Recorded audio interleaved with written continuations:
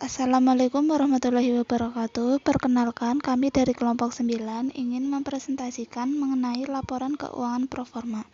Sebelumnya, perkenalkan anggota dari kelompok kami. Pertama, saya sendiri Nurul Istiani NIM 178. Kedua, Muhammad Fahmi Nur F NIM 030. Ketiga, Hesti Dwi Utami NIM 301. Keempat, Yanuar Faiz Hasbi NIM 341. Dan terakhir, Fendi Ninggar Haryanto NIM 451.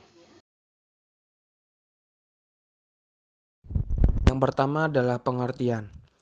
Laporan keuangan proforma adalah teknik untuk memproyeksikan kondisi keuangan, prestasi dan posisi keuangan perusahaan pada masa mendatang. Penyusunan laporan keuangan proforma memerlukan banyak asumsi seperti tingkat pertumbuhan penjualan, perilaku biaya dari sejumlah pos rekening, tingkat investasi pada modal kerja, dan aktiva tetap. Kemudian prosedur penyusunan laporan keuangan proforma. Poin A, memproyeksikan penjualan untuk sejumlah periode yang akan datang.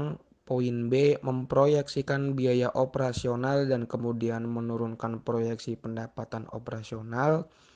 Poin C, memproyeksikan total aset, hutang, dan modal saham yang diperlukan untuk mendukung tingkat operasi.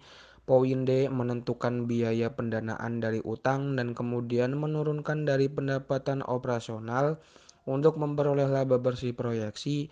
Dan yang terakhir, poin E, menurunkan laporan aliran kas dari laporan keuangan yang diproyeksikan.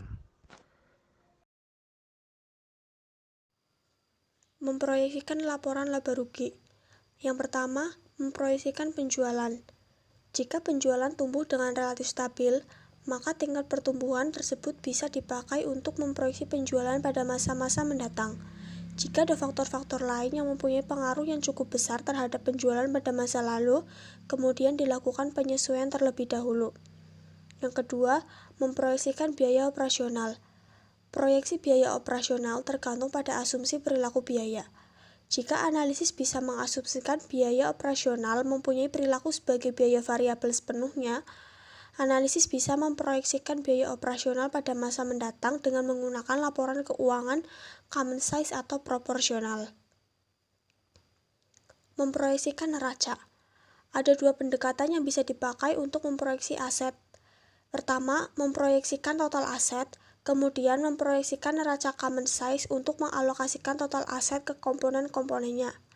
Yang kedua, memproyeksikan aset secara individual, kemudian menjumlahkan aset-aset individual tersebut untuk memperoleh total aset.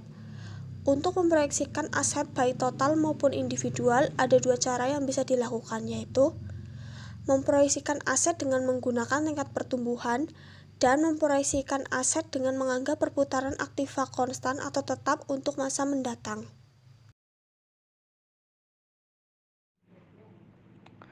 Memproyeksikan total aset. Total aset bisa diproyeksikan dengan menggunakan pendekatan tingkat pertumbuhan aset pada masa lalu. Jika kenaikan aset di masa lalu menunjukkan angka yang stabil, maka penggunaan rata-rata akan memberikan hasil yang lebih baik. Setelah besarnya aset secara total ditemukan, besarnya komponen-komponen aset kemudian dihitung dengan persentase tertentu dari total aset. Lihat tabel. Apabila tingkat pertumbuhan aset relatif stabil, maka empat pendekatan di atas akan menghasilkan angka-angka yang tidak begitu berbeda. Tetapi kalau tingkat pertumbuhan tidak stabil, keempat pendekatan di atas akan menghasilkan angka yang cukup berbeda. Untuk memproyeksi aset individual, sama halnya seperti memproyeksi total aset, analisis bisa menggunakan tingkat pertumbuhan historis atau menggunakan asumsi perputaran aktiva yang tetap. Memproyeksi modal dan hutang saham. Setelah sisi kiri neraca performa selesai disusun, tahap berikutnya adalah menyusun sisi kanan neraca. Cara yang paling mudah untuk menyusun komposisi pasiva adalah dengan common size sisi kanan. Pendekatan ini mengasumsikan bahwa komposisi semacam itu tidak akan berubah untuk masa-masa mendatang.